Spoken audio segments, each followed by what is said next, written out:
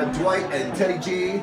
We are two of the original members of the Atomic Cafe, and we've had a lot of requests for our backstory. So this is our backstory.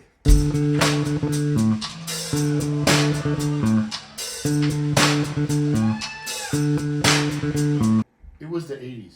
It was the 80s. 1985.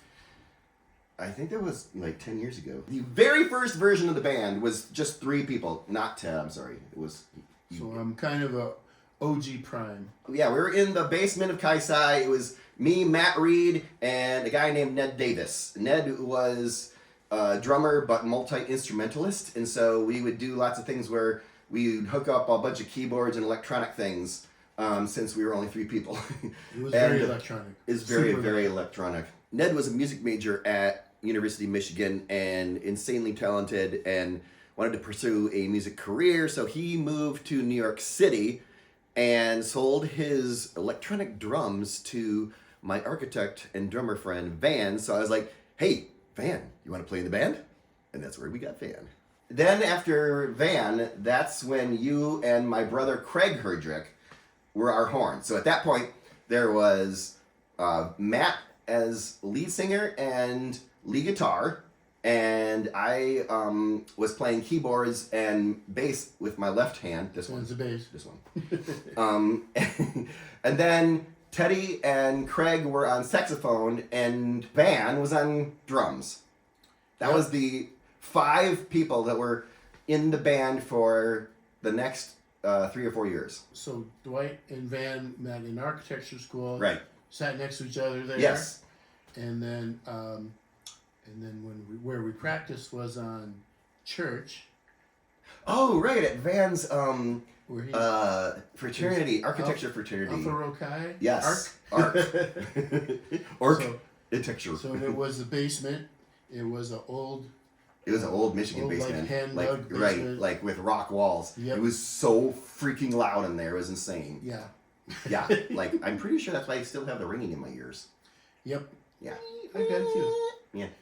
Can you guys hear that? And then what would happen is that my brother and I sometimes argue. No. That's not quite true. It's always. And so we would get in these huge screaming fights over pretty much nonsense, I think. Usually. No reason really. It was fun to watch. Very fun. So that was just go off. We knew it was going off. We just had to step back. Let him do it. So the places we played though, there's a lot of places that we played. So our main gig was we played at least once or twice a month at Rick's American Cafe. Maybe it was 86. I have to look it up. Okay. Yeah. Rick's, yes. Yes, we were at Rick's a lot, and we got to be the second best night at Rick's was Pitcher Night, which is Wednesday, and it was absolutely jam-packed every time we played there. $2 pitcher. That's right, $2 pitchers, which is actually illegal now. So Rick's was our main place, but our favorite place was the Blind Pig, because that was the most legit, and still is, the most legit, all focused on music venue in, like, Southeast Michigan. I was just reading Nirvana played there a bunch of times. Yes. And they liked it. Yes, it was Kurt Cobain's favorite place, he said. And so we still, one of the coolest things for us was, like, when we got the band back together, I'm jumping ahead here, but when we got the band back together a few years ago, the Blind Pig was up for us coming back and playing, and it made the newspapers, and it was very cool.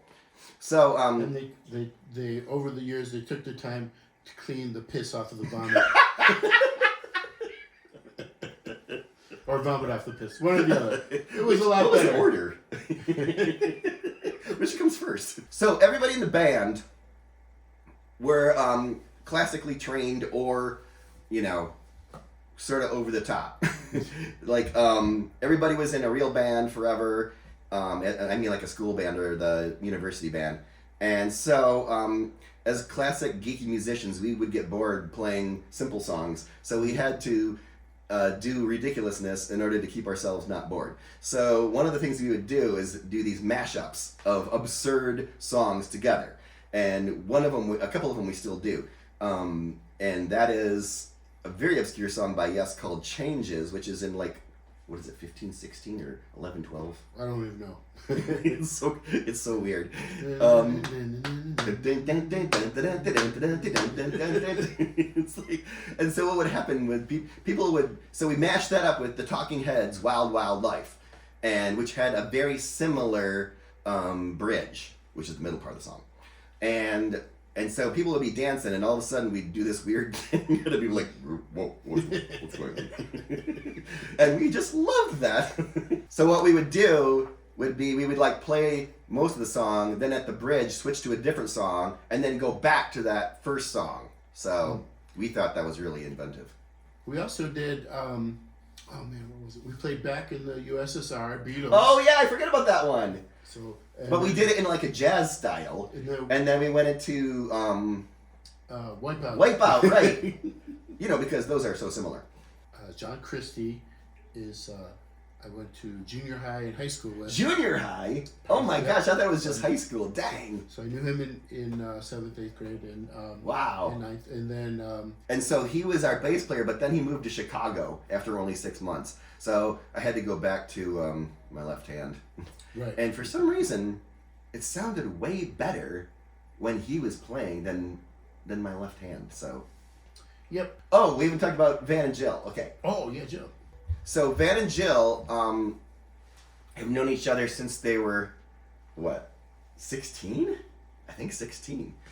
And so what happened was when we put the band back together in 22 years ago, we were thinking about like, well, how are we going to do all these songs? And Matt, who is an amazing singer, Matt sang like all he's a tenor, and he sang all of like the craziest high parts like Sting, Talking Heads, right, yeah, Cure, right. All these things that like I can only sing Johnny Cash songs. But he's like doing this amazing, and people would freak out about how high he could sing. But then he told us, we still don't believe him, but he told us that he can't sing that high anymore, just because I guess that's what, like Geddy Lee can't sing that high anymore either, or Tiny Tim can't. But it's because Tiny Tim can't because he's dead. Actually, He'd be dead, yeah. But your chords get saggy. You start hanging low. Oh, that's what it is. Okay, yeah. I didn't know.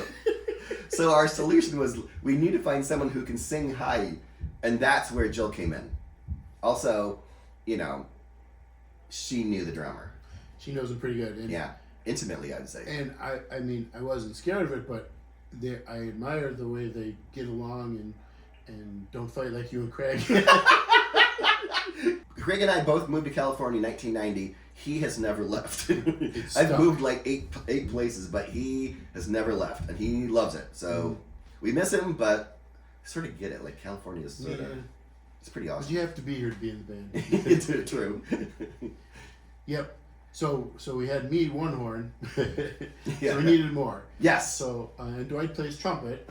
But yes. he can't Not do that I all can't. the time. No, it's also tricky to do both. It Yeah. messes with your brain. And then I asked Phil because we weren't sure about.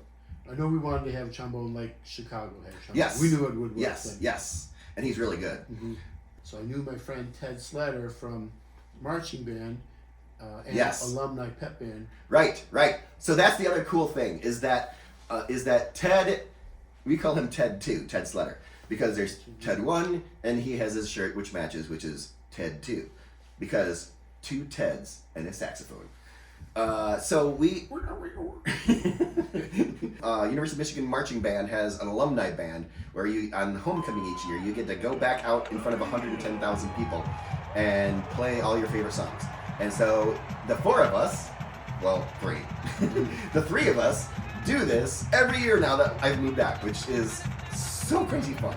And then we also play in the alumni pep band together. Yes, the pep band. And that is at basketball games and hockey games and women's gymnastics for some strange reason. When the kids can't be there. Right, exactly. We So we get to, so because of that, we play some of the songs that we play in the marching band in the Atomic Cafe, and especially if you play in Ann Arbor, and that's like a big hit. We also play the song called Seven Nation Army, which is the kickoff song for every time the football team kicks off. They play that song. So White Stripes. White Stripes, yes, also from Michigan. The other cool thing is that like when you're in college, like you have no idea what you're really going to do for a job. But it turns out that everybody ended up doing some pretty darn cool things. So Van and I actually not only sat together in architecture school, but we also worked together for 5 years at a local architecture firm. And since then, Van has taken over that firm, and now he has his own architecture firm. And I actually have my own architecture firm too. So now we fight over projects all the time. Teddy is an engineer, and because there's Ted 1 and Ted 2, Ted 2 was also an engineer, but he's so old that he that he actually retired. So that's how old this band is. We have retired people in the band. But I think it's more than one, isn't it? Because John also retired. Yes. So we're just lucky to be alive, really. Like it's a sort of a miracle that we're still glad to play. Yes. Any time so that's like what we do. This is what keeps us alive. Is playing in this band. Okay, so two architects. Two architects. Three engineers. Matt's an engineer, and Matt has like his own firm too. And he, on top of being an engineer with his own firm, he also is a professor at the University of Michigan. And Phil is a professor at Bowling Green University, but Phil actually went to Michigan also. Yep. So there's 8 of us. 6 of us went to Michigan. John went to Michigan State, and I think Jill went to Western. But Jill actually works. She works for the fundraising for Eastern Michigan, and Jill actually was the connection for the gospel choir on my rock opera. So that was like 20 years ago. Mm-hmm. We really worked on getting the song catalog together probably about 6 months, maybe 5 months. Yeah, we actually practiced way longer than I thought we would. Mm-hmm. We don't just cover songs exactly. I mean, there's a few maybe that we do, but since we have these 3 horns and we don't want them just sitting around, we have the horns play what in the real songs are either guitar parts or keyboard parts or sometimes horn parts. Mm-hmm. But it's just really fun to have like this massive horn sound be like the power chord in certain songs. Like the song that we have ended every single gig for the whole time is by NXS called "Don't Change," and the saxes play that lead line, and it's just this massive wall of sound. I just love it. The weirdest thing for me in all of this was we started playing at the Blind Pig and at Northville and places, and people that I had never met before would come up and say, "Oh my gosh, you're our favorite band from the 80s!" And I'm like, remember you, yeah. What? You did? There's no way. So it turns out there's like 300 people that are like on our list and on our Facebook page and Instagram that say that absolutely that they remember us. They saw us at Rick's all the time, and we were like, that seems impossible. You clearly are delusional. And back then, Van had 2 bass drums. Yes. No. Yes. So Van super kit. That was one of the things we had to talk about. So Van had the classic '80s. It was like there was like 20 things around him, surrounding him. Excellent. It was amazing, but it was crazy. Oh yeah. So the name of the band came from the movie Beyond Thunderdome, Mad Max, right?